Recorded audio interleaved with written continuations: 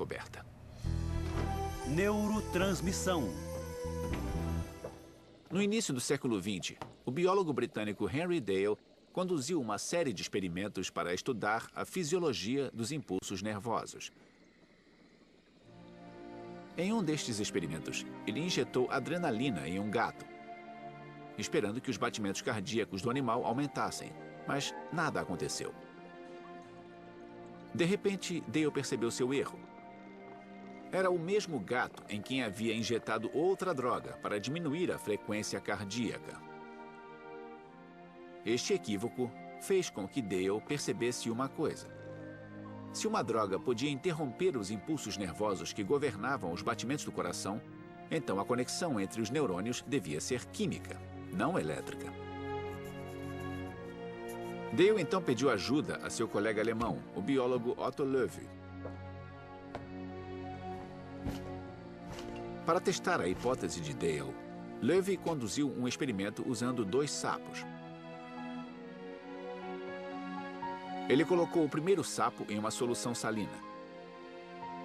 Depois estimulou eletricamente seu nervo vago, o nervo que controla os batimentos cardíacos. Os batimentos do sapo diminuíram. Então, Loewi pegou parte da solução salina e aplicou no coração do segundo sapo. O que aconteceu em seguida foi extraordinário. Sem qualquer estímulo elétrico no nervo vago, os batimentos do segundo sapo também diminuíram. Este foi o momento da descoberta. Loewi percebeu que o nervo vago do primeiro sapo liberou uma substância química que havia ordenado os músculos cardíacos a diminuir suas contrações. Era a prova de que a transmissão dos impulsos entre as células nervosas e em seguida ao músculo cardíaco era química. Loewi havia descoberto a existência da primeira substância química nervosa, hoje chamada de neurotransmissor. Hoje sabemos que existem muitos neurotransmissores no corpo humano. Os pesquisadores usam este conhecimento para saber mais sobre o funcionamento do cérebro e as mensagens químicas que ele envia. Por exemplo, níveis baixos de serotonina já foram ligados à depressão, alcoolismo e transtornos de ansiedade. Mas como a nossa próxima grande descoberta revelou, o sistema nervoso não é o único método de comunicação do corpo humano. Hormônios.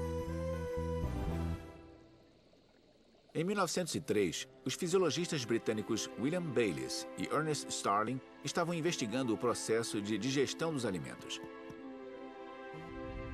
Em seus estudos, eles determinaram que o corpo produzia sucos digestivos que ajudavam a dissolver a comida quando ela passava do estômago para o intestino.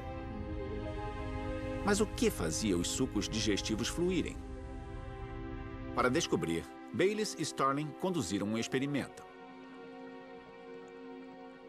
Eles colheram uma amostra de sangue de um cão que havia acabado de comer.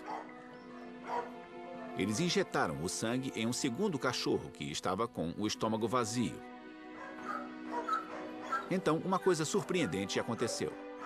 Sem qualquer comida em seu estômago, o segundo cão começou a secretar sucos digestivos a partir de um órgão chamado pâncreas. Como aquilo havia acontecido? Depois de mais testes, Bayliss e Starling finalmente obtiveram a resposta. Quando a comida chega ao intestino delgado, o órgão produz uma substância química que depois é transportada pela corrente sanguínea até o pâncreas. Ali, ela estimula o pâncreas a produzir secreções que ajudam a digerir a comida.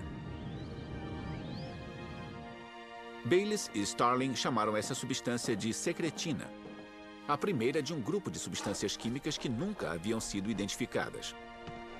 Eles chamaram essas substâncias de hormônios.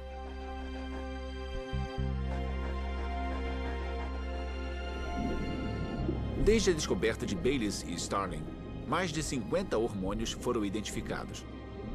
Hormônios produzidos por glândulas e tecidos e transportados pela corrente sanguínea de acordo com as necessidades do corpo humano.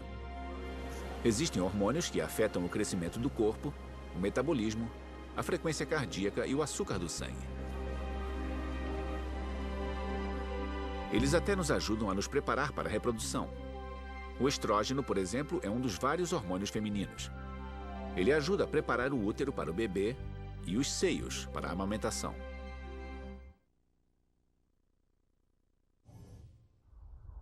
Até agora, vimos descobertas que revelaram a biologia no nível microscópico. Nossas próximas grandes descobertas abriram nossos olhos para a biologia do macro, os sistemas dos quais depende toda a vida.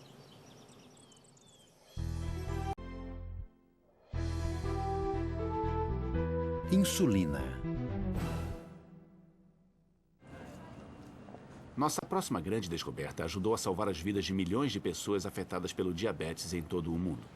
O diabetes é uma doença que interrompe o mecanismo de processamento do açúcar no corpo, o que pode levar à cegueira, falência renal, doenças cardíacas e até à morte. Durante séculos, os médicos estudaram o diabetes procurando uma cura sem sucesso. Finalmente, no final de 1800, ocorreu uma reviravolta. Descobriu-se que os corpos dos diabéticos possuíam uma coisa em comum. Um grupo de células do pâncreas estava sempre danificado. Estas células produzem um hormônio que controla o açúcar no sangue. Esse hormônio foi chamado de insulina.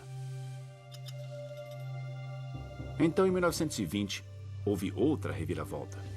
O cirurgião canadense Frederick Banting e um estudante de medicina chamado Charles Best estudavam como a insulina era produzida no pâncreas de cachorros.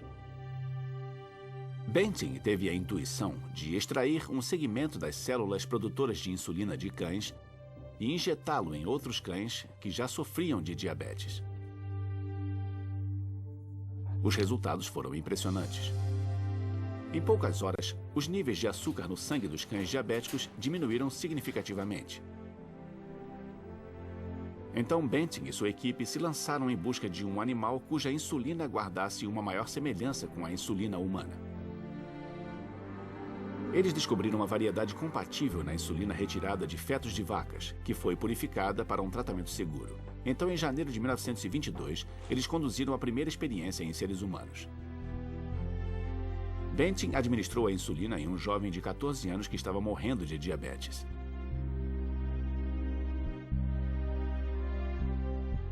A recuperação do rapaz foi dramática. Qual a importância da descoberta de Banting? Pergunte aos 13 milhões de norte-americanos que dependem da insulina para controlar o diabetes todos os dias.